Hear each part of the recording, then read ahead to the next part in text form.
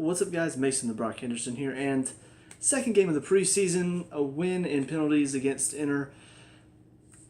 A little bit more of a step back into reality, I think. I do still look at the Perth Glory game and say there were some positive moments, and even though it wasn't as, dominant on the scoreline as it could have been, I thought our play overall was still very good, and it still showed that we were ready for preseason. However, going into this one, it definitely showed because we were against a better team in Inter Milan than Perth Glory. It showed that there are a few players that didn't show as well in this game. Actually, a couple players that I thought stepped up their game in this one. So let's talk about it overall. First of all, just the overall play itself. I would say the first half was good. We dominated the play, should have finished our chances when we had them, but overall we looked the better side easily in the first half. And then second half started, and they got that early goal, and they got the momentum, and then things just kind of fell apart for us from there. Now we still, once we brought on some of the second set of subs, things did start looking better. We looked a little bit more solid defensively on the attack. Still not quite enough going forward, but it still looked pretty good. We still created a couple chances, but defensively is mainly where things really stepped up because we were not good defensively at the beginning of the second half, and it really came down to two players that came on, and I'll talk about them when I get to them. But anyway, so let's talk about now individual performances. With the starting lineup, you had Bulka back in goal again for this one, and I do like that. I like the fact that this young keeper is getting a chance to play, because he's pretty good. From what I've seen of him so far, he looks a solid goalkeeper. Obviously, 18 is still very young for a goalkeeper, and to step into the Premier League at that age, that's going to be pretty difficult as well. So I'm not entirely sure if he's ready for that. However, based on what I've seen from Willy Caballero, and I'll talk about him in the second half a bit more, I will say this was a good showing for Bulka because it kind of shows that he might be a bit better than our second string option. And of course, we got Rob Green in as our third string. Maybe better than him too. I don't know. It's been a while since I've seen him play. But I don't know. It's just something to think about going forward. Is he actually a better option than what we've got as second and third string right now? We also had in defense the same exact back line. Actually, it was the same exact starting lineup as the last game. I don't know why I'm talking like, oh no, there was a change. Now, the back four was the exact same. Zappacosta, Alonso, Ampadu, and David Luiz. Ampadu and David Luiz, for the most part, looked pretty good. There were a few moments, namely in the second half, where things started to just get a little bit shaky. It was like, what are you doing? It feels like you're not really putting forward your best foot right now. Because, I don't know, it just seemed like they were not tracking runs very well. They were losing. It wasn't necessarily the defending itself. When they got close to it, when it had to be a one-on-one chance, they did fine. Crosses coming in, winning headers, they did fine there. It was the tracking of the runs that was really the problem in the second half. Players making runs off of their backs. They don't see him. The person behind him is not talking to him. It was just a mess. And once Aspilicueta came on, things definitely started to shapen up a little bit. But even then, there were still a few moments. Obviously, they scored at the beginning of the second half even when Aspilicueta was on. There were still some moments at the beginning while they're still getting organized that the problem is still there. And you can see they're not really sure who to track, who to mark. So it's just unfortunate that Inter happened to get that chance so early and get a goal so early, because after the first about 10 minutes, I thought our defense looked a bit more solid. And then you bring on the second set of defenders. Rudiger, Christensen, Emerson came on at left back. And you got Rudiger and Christensen in the middle, so much more solid. So if we hadn't given up that goal early in the second half, I feel like we would have been fine for the rest of it. But with that being said, it is something we've got to consider because David Luiz is a player who is kind of on his way out. Cahill is the same way, both older, both kind of into their, the latter stages of their career. And if they're not able to do the job well, if David Luiz can't track players, you've got to do that as a defender. And so for Ampadu, who is very young, I'm looking at him not tracking a couple runs. I'm thinking, okay, he's got to learn. He's young. But for David Luiz, who's been doing this for years now, he's still not learned his lesson. It's kind of concerning for him because I don't think he's going to feature that much if that's what we're going to get from him this season. So they had a decent first half for the most part, but when Inter started coming at them, that's when the weakness was shown. That's when we see, okay, they have a problem when it comes to people making run. They're not sure where to track. So as far as the fullbacks are concerned, Zappacosta and Alonso. Alonso, pretty much the exact same thoughts I had about him in Perth Glory. Solid, good movement off the ball, good runs on the ball, nice passing, good defending, but he's not that fast. And there are a couple times where the speed hurt him. So I just feel like if you're going to put him at fullback, it's going to hurt him again because defensively he can't keep up with a lot of the speed in the Premier League. So I don't know. I'm curious to see if he's going to feature a whole lot there, if they're going to try to move him to a different place, or if they're going to, I don't know what they're going to do with him. But I feel like we need to get somebody with a bit more pace there if we really want to keep that side from being attacked a lot on our defense. Yeah.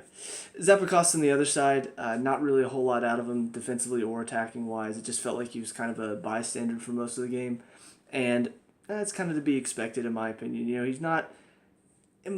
He had a good start. He had the first few games where he came in. He was full of energy. He was a different type of player. He came in at the right wing-back position too. And that really is more his position. He's not really a fullback. So seeing him in this position today, or yesterday, I watched the game late, it really showed that he's not a fullback because it felt like he was out of position again a few times. It felt like he couldn't really get involved as much as he wanted to. Even when he gets on the wing and gets out there, gets the ball, looks to cross it in, the crosses really aren't coming off for him either. So I'm just not really seeing what he's bringing to the field right now. And the fact that Spilicueta is back means that he's probably going to be featuring less because if you're going to compare Spilicueta to Zappacosta, there's no comparison. Spilicueta is just miles better. So disappointing for him that he couldn't really show anything in this game before Dave comes back in and steals the spot. Into the midfield, the same midfield three as well, Fabregas, Jorginho, and Barkley. And all three of them did pretty well. I was disappointed for Barkley that he didn't get a chance to move up like he did in the last game because I still feel like that is a better position for him, playing more of a secondary striker / attacking midfielder. But he did okay in this one, I thought. He had some good runs, made a few good turns, looked very quick and energetic in the midfield. So I thought overall he played very well. The quality at times could be a bit poor, but definitely not as bad as I've seen him in the past. So he wasn't our best midfielder, but I do think he did look good. He looked like he was full of energy and ready to play. So I'm hoping he can continue to show what he can do because he is a good young player, but he's getting to that point where you're not going to be a young player anymore. You should have already hit the stride in your career, and he's not quite there yet. And obviously injuries have hurt him a little bit, but looking at him in this game, he definitely had a bit more to his game that I haven't seen from him last game. So I'm excited to see if he's going to get any better, as the preseason goes on. Jorginho, not as effective as he was in the first game. I thought still looked pretty good, still had some good moments, both defensively and attacking. But you could definitely see where when Inter Milan put the pressure on, he doesn't have as much time as he did against Perth Glory, not as effective on the ball. And that's something you can say about Fabregas too. When there's not as much pressure on him, he looks a fantastic player. But now that he's not moving as quickly, when somebody puts pressure on him, he struggles. So I felt like that kind of happened to Jorginho today. Now, maybe he'll be able to work around that because he's a bit younger than Fabregas is. So maybe it won't affect him as much. Maybe this was just kind of a wake-up call like, oh yeah, people putting pressure on me. This is something I didn't experience last game. But he did grow into the game as it went on. He had a few good moments. He played the full 90 minutes, the only one too. So I thought that kind of shows that Sarri is probably trying to get him integrated into the team, not just with the team they played with in the first half, but also some of these first-team players in the second half as well. I think that's a good idea to have him play with them as well to kind of get more of a relationship formed with them. So, but overall, still very impressed with him. Still think he's a good signing and is going to do a lot for us in the midfield. And then Fabregas, probably our best out of the three. Didn't have a good first half, but second half No, wait, he came off second half. What was I think? I'm not thinking of Fabregas then. I don't know. Sorry, I'm a little bit spacey. Uh, Fabregas in the first half. I'm trying to think now. Maybe he didn't have that good of a first half. Maybe Barkley was our best midfielder. I kind of feel like I just watched Chelsea and then Atlanta United like back to back, and so I think I'm getting a couple midfielders like mixed up. Just because I don't know, when I watch two games back to back, sometimes things run together and I see players do something and I'm like, oh wait, no, that was the other game that happened. Anyway, but Fabregas, honestly, I don't really remember much from him, which I guess says a lot about his performance. You know, you're supposed to be in the midfield making things happen, and I honestly can't think of anything that he did well or bad. So I guess another bystander similar to Zappacosta. So disappointing, I guess, for him. It's so weird that as soon as I started to talk about him, I'm like, wait a minute, I have no idea what he did. That's weird. My brain's... I think I need more coffee this morning. Then we'll go to the front three. Same front three as well. Hudson-Odoi, Morata, Pedro. Hudson-Odoi still really impressed with him. Like, just a lot of confidence in a young player. I thought he did very well. Really took it at the defenders, caused them problems. And you can't ask much more from that, from a 17-year-old player that's stepping into the first team. I love that. I love the fact that he's just going out there with so much confidence and just looks ready to play. And I hope Sarri sees that as well, because honestly, it can be that little bit of a different factor. It's like, oh, they're bringing on Hudson-Odoi. Now he's a different option for them. He's younger. He's going to cause problem for our defenders.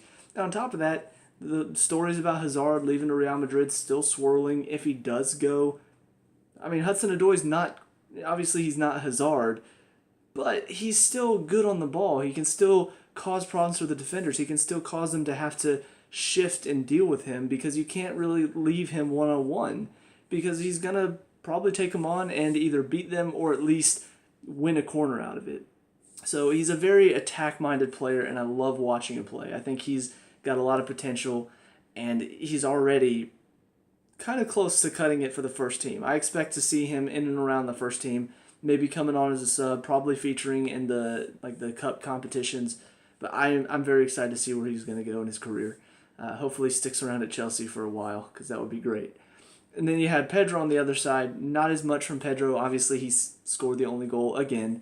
But I don't know. I just didn't see a whole lot from him as far as the attack part of it. I felt like he wasn't really producing a whole lot.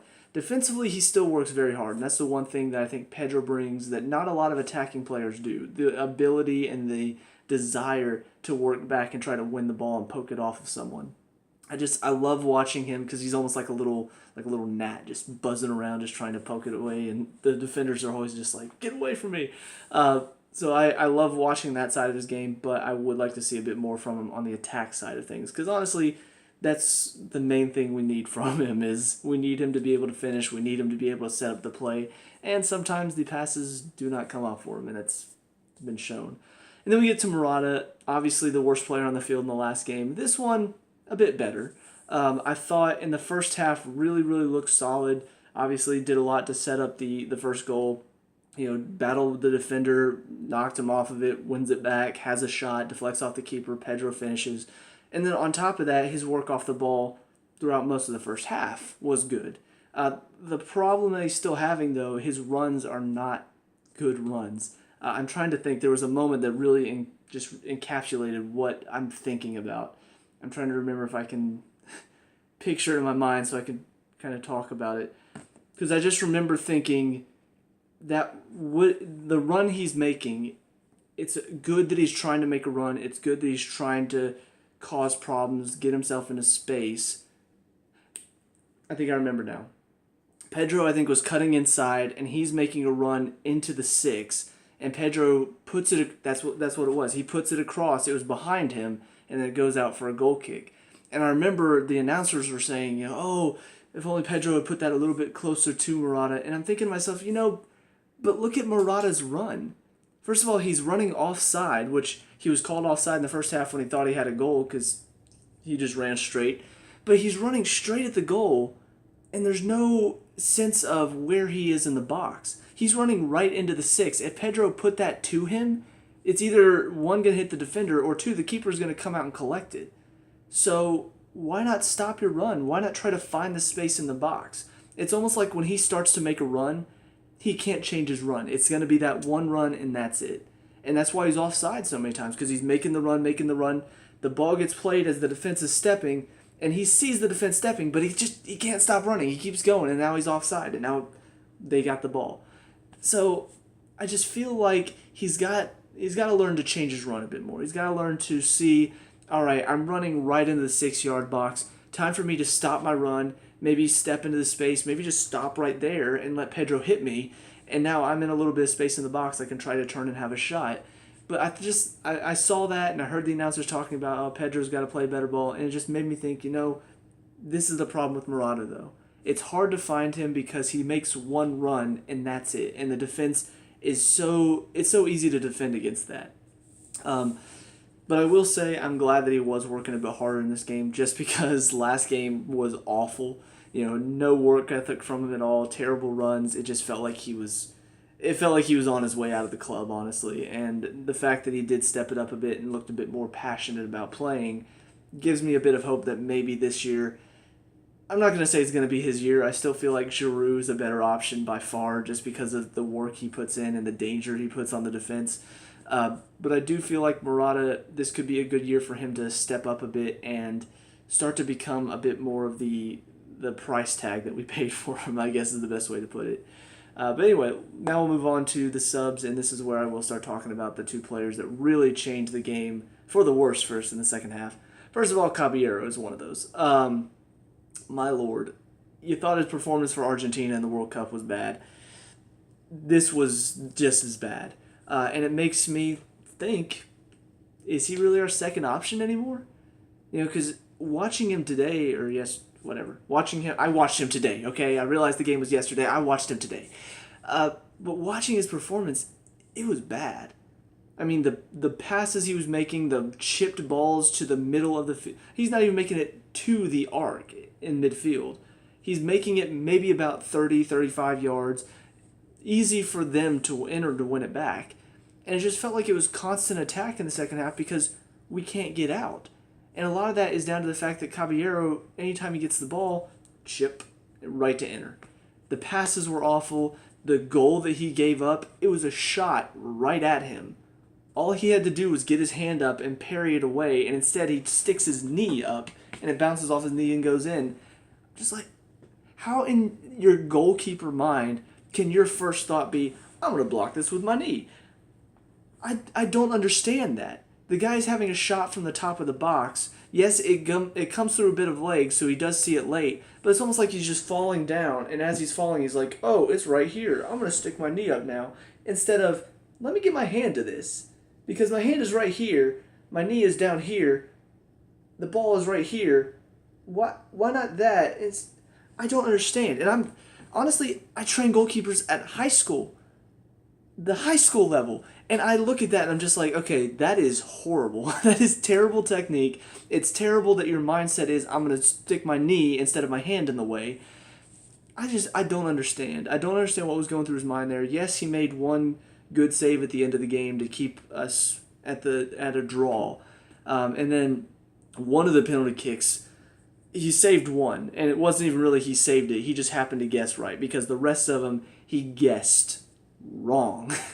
And I realize there is a bit of guesswork, but in my opinion, as a keeper, you should not guess in penalty kick shootout. And I know that goes against most of what you'll probably hear. Most keepers will say, no, you have to try to read the player. There is some psychological stuff going into it, but in all honesty, if you guess wrong 4 out of 5 times, and even on the one that you saved, it got lucky because he kind of kicked it down the middle and your legs just happened to be in the way. That's not good penalty kick shootout technique. That's embarrassing. It wasn't even like they were really faking him out, like one guy opens up his body and then cuts it back across. No, it was just, they just stepped up and passed it in and he jumped the wrong way. And there was one, the guy kicked it pretty much down the middle and he jumped out of the way. And I'm just like, This is why, as a keeper, you don't guess, because then it looks embarrassing when you do and you guess horribly wrong. Whereas the rest of our penalty kick takers in Handanovic, or Handanovic? I don't know how to pronounce his name, for Inter, he's actually going the right way every time, but we're taking good penalties and it's hard for him to make the save. It makes him look a bit better because, oh, he went the right way every time, or I think all but one, but they were just really well-placed penalties. That's good on them and good on him. Whereas for Caballero, the penalty kick takers that stepped up, okay, they were average penalties, but for him, that was awful. Like, you could tell it's bad. So, anyway, I'm done talking about him. Into the back line, Azpilicueta, Rudiger, Christensen, and Emerson were the four that came in. All of them pretty solid. I think the only one I was a little bit disappointed in is still Emerson. Like I said in the last game, I want to see more from him. I think he has the ability to, but it feels like he's either trying too much or he's not giving us enough defensively. So on the ball, he's trying too hard. He's trying to beat people and then he loses it. And then defensively, it feels like he's in the right positions. He's working hard to get back, but he's not really a good defender. I feel like he's another similar to Zappacosta, brought in as a wingback last year and now trying to convert to a fullback. The defensive side of his game isn't really there, and it shows sometimes. So a little bit disappointed with him, but Christensen and Rudiger are both pretty solid in the midfield, coming off of some pretty good World Cup performances as well. So, impressed so far with our back line. I think it's a back four, which is different, and this is what I'm talking about when I'm saying I'm impressed. I'm impressed with the fact that a lot of these players can have so easily switched back into the back four mindset, because that can be difficult to go to a completely different formation. But they've done well so far with it. I think they've done a good job getting back into the back four mindset and really doing well with positioning and the hard work defensively. I think they've done well with it so far. Into the midfield, like I said, Jorginho is the only one to play the full 90. Bakayoko and Drinkwater were the two to come in. Drinkwater, average. He had a few good moments, some good moments on the ball, a couple good defensive moments, but overall not really bringing enough to justify him starting or playing more than like 20 minutes. Bakayoko, though, is the other one that I wanted to talk about when I said there are two players that changed the game for us in the worst, and he was awful. I talked about Perth Glory. He did okay defensively, strong, worked hard. I don't know where that Bakayoko went, but here comes the old Bakayoko back into the team, not working hard, terrible passing, giving away the ball for the first goal. Just everything you can possibly do wrong, he'll find a way to do it. Welcome back, old Bakayoko. It was not good seeing you today. It's so bizarre to me to see a player go from, oh, he actually did okay. He worked hard. He played very hard. I thought he showed a lot in the last game. And then in this game, just, oh no, he's back to the same old. He's back to the terrible player that we've come to expect, the one that everybody loves to joke about and make fun of because he's a terrible player. This is why. If you watch his performance, the lack of effort, the bad passing, the just kind of diving in, just hoping, oh, maybe I'll get a touch to it. No sense of what he's doing.